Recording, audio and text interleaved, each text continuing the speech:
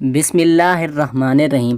السلام علیکم ناظرین گرامی، جب ایران کے بادشاہ نے حضور اکرم صلی اللہ علیہ وآلہ وسلم کو گرفتار کرنا چاہا تو اس کے ساتھ کیا ہوا، یہ جاننے کے لیے اس ویڈیو کو آخر تک ضرور دیکھیے گا۔ حضور اکرم صلی اللہ علیہ وآلہ وسلم نے دنیا بھر کے بڑے بڑے بادشاہوں کے پاس اپنے خطوط پہنچانے کے لیے 6 صحابہ کرام کو طلب فرمایا۔ ان میں سے ایک حضرت عبداللہ بن حذافہ سہمی رضی اللہ تعالیٰ عنہ بھی تھے۔ انہیں بادشاہ ایران کسری کے ہاں رسول اکرم صلی اللہ علیہ وآلہ وسلم کا پیغام پہنچانے کے لیے منتخب کیا گیا۔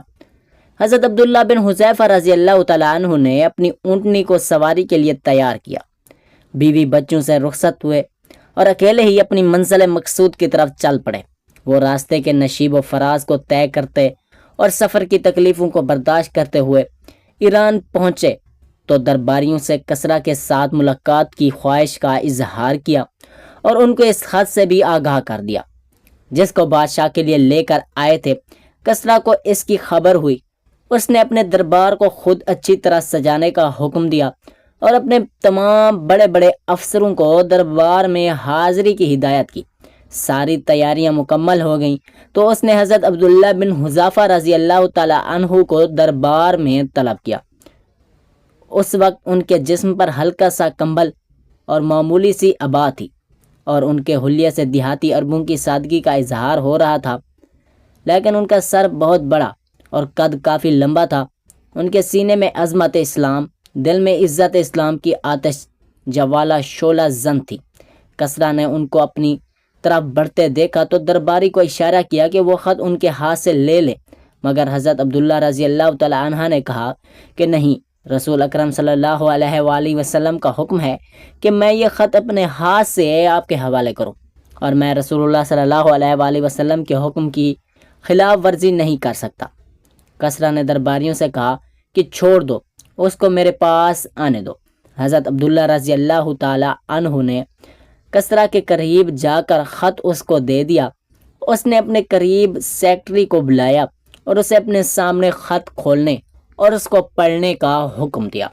اس نے خط کھول کر پڑھنا شروع کیا۔ اللہ الرحمن الرحیم کے نام سے محمد رسول اللہ صلی اللہ علیہ وآلہ وسلم کی طرف شاہ ایران کسریٰ کو سلامتی ہو، اس پر جو ہدایت کی پیروی کرے۔ خط کا اتنا حصہ سنتے ہی اس کے سینے میں غیظ و غضب کی آگ بھڑک اٹھی۔ اس کا چہرہ غصے سے لال ہو گیا، گردن کی رگیں تن گئیں۔ حضور اکرم صلی اللہ علیہ وسلم نے خط کا آغاز اپنے نام سے کیا تھا۔ اس نے سیکرٹری کے ہاتھ سے خط جھپٹ لیا، اس خط کو پڑھے بغیر اسے پرزا پرزا کرتے ہوئے چیخ اٹھا، میرا غلام اور مجھے اس طرح خط لکھ رہا ہے؟ پھر اس نے حضرت عبداللہ بن حذیفہ رضی اللہ تعالی عنہ کو دربار سے نکال باہر کرنے کا حکم دیا۔ چنانچہ وہاں سے نکال دیے گئے۔ حضرت عبداللہ رضی اللہ تعالی عنہ دربار سے نکلے تو انہیں کچھ پتہ نہیں تھا کہ اب اللہ تعالیٰ ان کے ساتھ کیا معاملہ کرنے والا ہے۔ وہ قتل کر دیے جائیں گے یا انہیں آزاد چھوڑ دیا جائے گا۔ لیکن پھر انہوں نے اپنے دل میں کہا، اللہ کی قسم، رسول اللہ صلی اللہ علیہ وآلہ وسلم کا خط پہنچانے کے بعد اب میرا جو بھی حشر ہو، مجھے اس کی قطعاً کوئی پرواہ نہیں۔ وہ تو جب کسریٰ کا غصہ ٹھنڈا ہوا تو اس نے حضرت عبداللہ رضی اللہ تعالیٰ عنہ کو دوبارہ اپنے سامنے پیش کیے جانے کا حکم دیا، لیکن وہ نہیں ملے۔ اس کے آدمیوں نے بہت تلاش کیا مگر ان کا کہیں سراغ نہ ملا۔ ان لوگوں نے جزیرے عرب تک جانے والے تمام راستوں کو چھان مارا مگر وہ ان کے ہاتھوں سے نکل چکے تھے۔ جب حضرت عبداللہ رضی اللہ تعالیٰ عنہ حضور اکرم صلی اللہ علیہ وآلہ وسلم کی خدمت میں حاضر ہوئے تو انہوں نے کسریٰ کے ساتھ پیش آنے والے واقعات کی روایت آپ صلی اللہ علیہ وآلہ وسلم کے گوشہ گزار کر دی۔ خط پھاڑنے کے واقعے سے بھی آپ صلی اللہ علیہ وآلہ وسلم کو آگاہ کیا۔ ان کی مکمل روداد سن کر حضور اکرم صلی اللہ علیہ وآلہ وسلم نے صرف اتنا فرمایا، اللہ تعالیٰ اس کے سلطنت کو پارا پارا کر دے۔ ادھر کسریٰ نے اپنے یمن کے گورنر بازان کو خط لکھا کہ اس شخص کے پاس جس نے حجاز میں نبوت کا دعویٰ کیا ہے، اپنے 2 طاقتور اور بہادر آدمیوں کو بھیجو اور انہیں حکم دو کہ اسے پکڑ لائیں اور میرے سامنے پیش کریں۔ حکم کے مطابق بازان نے اپنے 2 بہترین آدمی حضور اکرم صلی اللہ علیہ وسلم کی طرف روانہ کیے اور ان دونوں کے ہاتھ آپ صلی اللہ علیہ وسلم کو خط بھی بھیجا، جس میں اس نے لکھا کہ آپ بلا تاخیر ان کے ساتھ کسریٰ کے سامنے پیش ہونے کے لیے چلے آئیں۔ وہ دونوں تیز رفتاری کے ساتھ مراحل سفر طے کرتے ہوئے طائف پہنچے۔ وہاں ان کی ملاقات قریش کے تجارتی قافلے سے ہوئی۔ ان سے حضور اکرم صلی اللہ علیہ وسلم کے متعلق دریافت کیا تو معلوم ہوا کہ آپ صلی اللہ علیہ وآلہ وسلم مدینہ منورہ میں آئے۔ ان دونوں نے مدینہ منورہ کا رخ کیا۔ وہاں پہنچ کر حضور اکرم صلی اللہ علیہ وسلم سے ملے اور بازان کا خط آپ صلی اللہ علیہ وآلہ وسلم کے حوالے کرتے ہوئے کہا کہ کسریٰ نے اپنے حاکم بازان کو ہدایت کیا ہے کہ وہ آپ کو لانے کے لیے کسی کو بھیجے، چنانچہ ہم اس لیے آئے ہیں کہ آپ ہمارے ساتھ چلیں۔ اگر آپ ہماری بات مان لیں تو ہم اس طرح سے بات کر کے آپ کے لیے رعایت حاصل کریں گے اور آپ کو اس کی طرف سے پہنچنے والی ہر تکلیف اور اذیت سے بچائیں گے۔ لیکن اگر آپ نے ہماری بات ماننے سے انکار کیا تو آپ خود اس کی قوت اور سرکشی سے بخوبی واقف ہیں۔ رسول اکرم صلی اللہ علیہ وسلم نے ان کی یہ باتیں سن کر مسکراتے ہوئے فرمایا کہ آج تو تم لوگ اپنے قیام گاہ پر واپس جاؤ، کل پھر آنا۔ جب دوسرے دن وہ دونوں بارگاہ رسالت میں حاضر ہوئے اور پوچھا کہ کیا آپ ہمارے ساتھ چلنے اور کسریٰ سے ملنے کے لیے تیار ہیں، تو آپ صلی اللہ علیہ وآلہ وسلم نے جواب دیا کہ آج کے بعد تم کسریٰ سے نہیں مل سکو گے۔ اللہ تعالیٰ نے اس کے بیٹے شیرویا کو فلاں مہینے کی فلاں رات اس کے اوپر مسلط کر کے اسے ہلاک کر دیا ہے۔ یہ سنا تو ان کے چہروں پر دہشت و حیران کے آثار ظاہر ہوئے۔ وہ ٹکٹکی باندھ کر آپ صلی اللہ علیہ وآلہ وسلم کی طرف دیکھنے لگے۔ پھر وہ اپنی حیرت پر قابو پاتے ہوئے بولے، جانتے ہیں آپ بھی کیا کہہ رہے ہیں؟ کیا یہ بات ہم بازان کو لکھ دیں؟ آپ صلی اللہ علیہ وآلہ وسلم نے جواب دیا، ہاں، اور اس کو یہ بھی لکھ دینا کہ میرا دین کسریٰ کی سلطنت کے آخری حدود تک پہنچے گا، اور اسے یہ بھی لکھ دو کہ اگر تم اسلام قبول کر لو تو میں تمہارا یہ سارا زیر حکومت علاقہ تمہارے سپرد کر کے تمہاری قوم کا حکمران بنا دوں گا۔ اس کے بعد وہ دونوں آپ صلی اللہ علیہ وآلہ وسلم سے رخصت ہو کر بازان کے پاس پہنچے اور حضور اکرم صلی اللہ علیہ وسلم کی دی ہوئی خبر سے اس کو آگاہ کیا۔ بازان نے کہا، اگر ان کی یہ بات درست ہے تو یقیناً وہ اللہ کے نبی ہیں، اور اگر ایسا نہیں تو سوچوں گا کہ مجھے ان کے ساتھ کیا رویہ اپنانا چاہیے۔ پھر اس کے کچھ ہی دن بعد شیرویا کا خط بازان کے پاس پہنچا، جس میں اس نے لکھا تھا، میں نے کسریٰ کو قتل کر دیا ہے، میں نے اس کو اپنی قوم کا انتقام میں قتل کیا ہے۔ اس نے ہماری قوم کے اشراف کو قتل کرنا، ان کی عورتوں کو کنیز بنانا، ان کے مال و دولت کو غصب کرنا اپنا شیوا بنا لیا تھا۔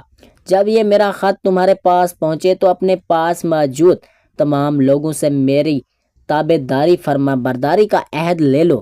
بازان نے اس خط کو پڑھتے ہی ایک طرف پھینک کر اپنے اسلام قبول کرنے کا اعلان کر دیا۔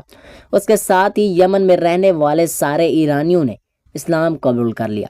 نبی کریم صلی اللہ علیہ وآلہ وسلم کا خط اور قیصر روم ہرقل کا رد عمل اسلامی تاریخ میں نبی کریم صلی اللہ علیہ وسلم کی جانب سے قیصر روم ہرقل کو بھیجے گئے خط کا واقعہ غیر معمولی اہمیت رکھتا ہے۔ یہ واقعہ اس وقت پیش آیا جب نبی اکرم صلی اللہ علیہ وآلہ وسلم نے دنیا کے مختلف حکمرانوں کو اسلام کی دعوت دینے کے لیے خطوط ارسال کیے۔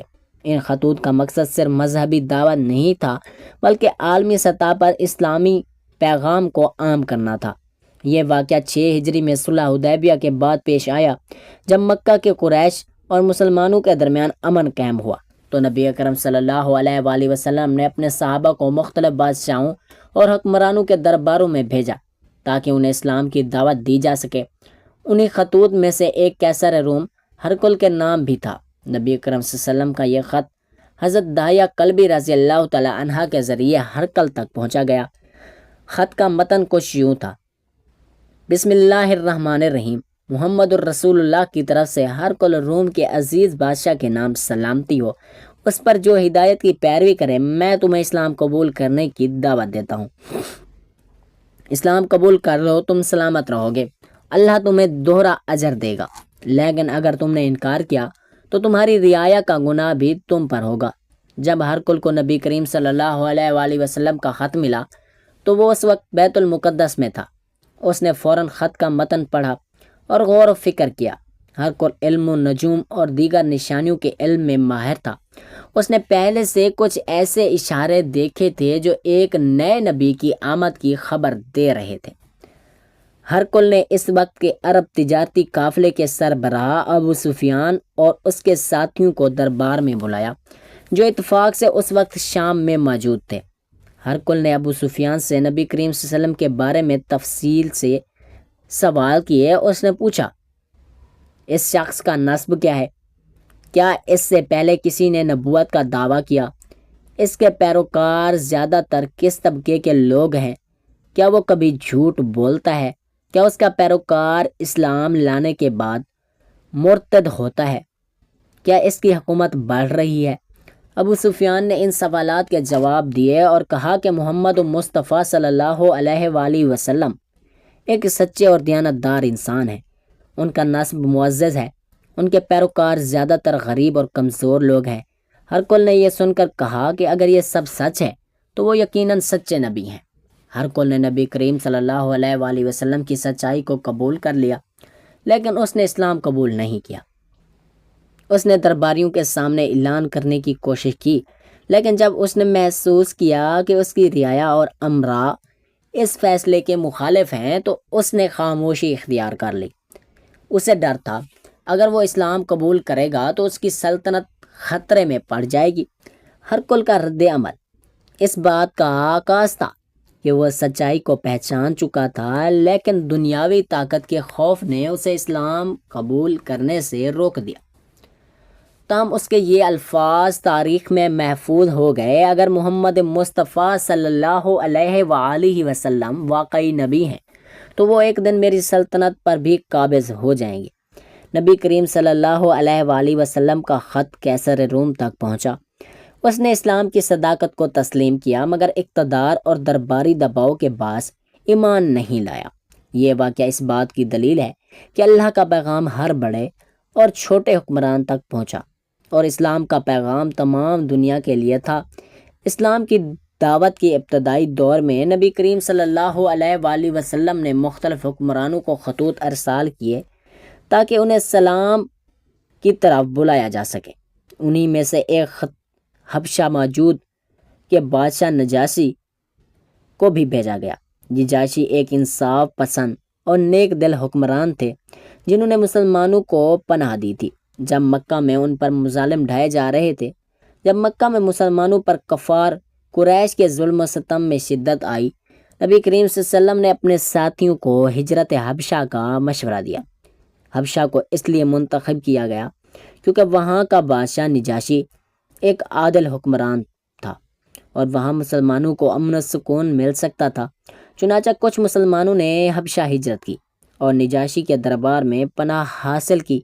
اس کے بعد نبی کریم صلی اللہ علیہ وآلہ وسلم نے ہجری 7ویں سال کے لگ بھگ مختلف بادشاہوں کو اسلام کی دعوت دینے کے لیے خطوط بھیجے، جن میں سے ایک خط نجاشی کو بھی دیا گیا۔ یہ خط حضرت عمرو بن امیہ زمری رضی اللہ تعالیٰ عنہ کے ذریعے نجاشی تک پہنچایا گیا۔ خط کا متن کچھ یوں تھا: بسم اللہ الرحمن الرحیم، محمد رسول اللہ کی جانب سے نجاشی اسہمہ حبشہ کے بادشاہ کے نام سلام ہو۔ تم پر جو ہدایت کی پیروی کرے میں تمہیں اسلام کی طرف دعوت دیتا ہوں۔ اسلام قبول کر لو تو سلامتی نصیب ہوگی اور اللہ تمہیں دگنا اجر عطا کرے گا، لیکن اگر تم نے انکار کیا تو تمہاری قوم کا گناہ بھی تم پر ہوگا۔ اے اہل کتاب، ایک ایسی بات کی طرف آ جاؤ جو ہمارے اور تمہارے درمیان یکساں ہو کہ ہم اللہ کے سوا کسی کی عبادت نہ کریں، اس کے ساتھ کسی کو شریک نہ کریں، اور ہم میں سے کوئی کسی کو اللہ کے سوا رب نہ بنائے۔ اگر وہ روح گردانی کریں تو کہہ دو کہ گواہ رہے ہم مسلمان ہیں۔ نجاشی کو جب یہ خط ملا تو انہوں نے نہایت ادب اور توجہ سے اسے پڑھا، چونکہ وہ پہلے ہی نبی کریم صلی اللہ علیہ وآلہ وسلم کے متعلق سن چکے تھے اور مسلمانوں کو اپنے ملک میں پناہ بھی دے چکے تھے، اس لیے انہوں نے اس دعوت پر سنجیدگی سے غور کیا۔ اسلامی روایات کے مطابق جب خط پڑھا گیا تو نجاشی کی آنکھوں سے آنسو جاری ہو گئے۔ انہوں نے فوراً اپنے درباریوں کو بلایا اور کہا، یہ وہی پیغام ہے جو حضرت موسیٰ اور حضرت عیسیٰ علیہ السلام نے لے کر آیا تھا۔ انہوں نے نبی کریم صلی اللہ علیہ وآلہ وسلم کی رسالت کو تسلیم کر لیا اور اسلام قبول کر لی، مگر اپنی قوم کے خوف کی وجہ سے اس کا کھل کر اظہار نہ کر سکے۔ انہوں نے نبی کریم صلی اللہ علیہ وآلہ وسلم کے صحابی حضرت جعفر بن ابی طالب رضی اللہ تعالی عنہ کو بلایا اور ان سے مزید تفصیلات معلوم کی۔ جب حضرت جعفر رضی اللہ تعالی عنہ نے سورۃ مریم کی تلاوت کی تو نجاشی مزید متاثر ہوئے اور کہا کہ یہ وہی تعلیمات ہیں جو حضرت عیسیٰ علیہ السلام کی تھی۔ نجاشی کا نبی کریم صلی اللہ علیہ وسلم کو جواب۔ نجاشی نے نہایت عزت اور احترام سے نبی کریم صلی اللہ علیہ وسلم کے خط کا جواب دیا۔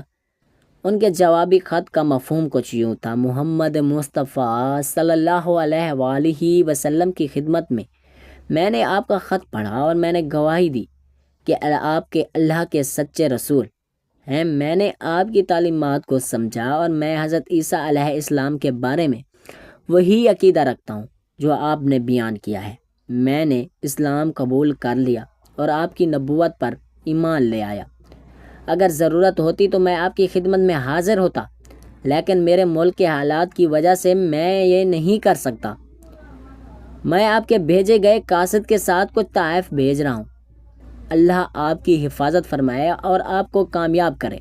نجاشی کے اسلام قبول کرنے کی کئی مثبت نتائج سامنے آئے۔ مسلمانوں کو مزید تحفظ ملا، حبشہ میں موجود مسلمانوں کو مزید سہولتیں حاصل ہوئیں اور انہیں کسی قسم کے خطرے کا سامنا نہیں کرنا پڑا۔ قریش کی سازش ناکام ہوئی۔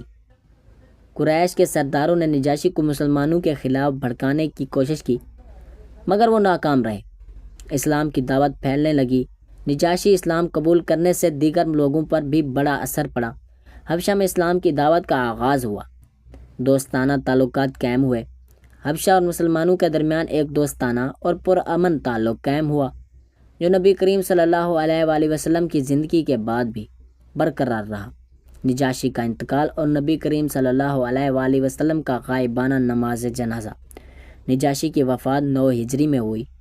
جب ان کی وفات کی خبر مدینہ پہنچی تو نبی کریم صلی اللہ علیہ وآلہ وسلم نے صحابہ کرام کو جمع کیا اور فرمایا، آج ایک نیک آدمی کا انتقال ہو گیا ہے۔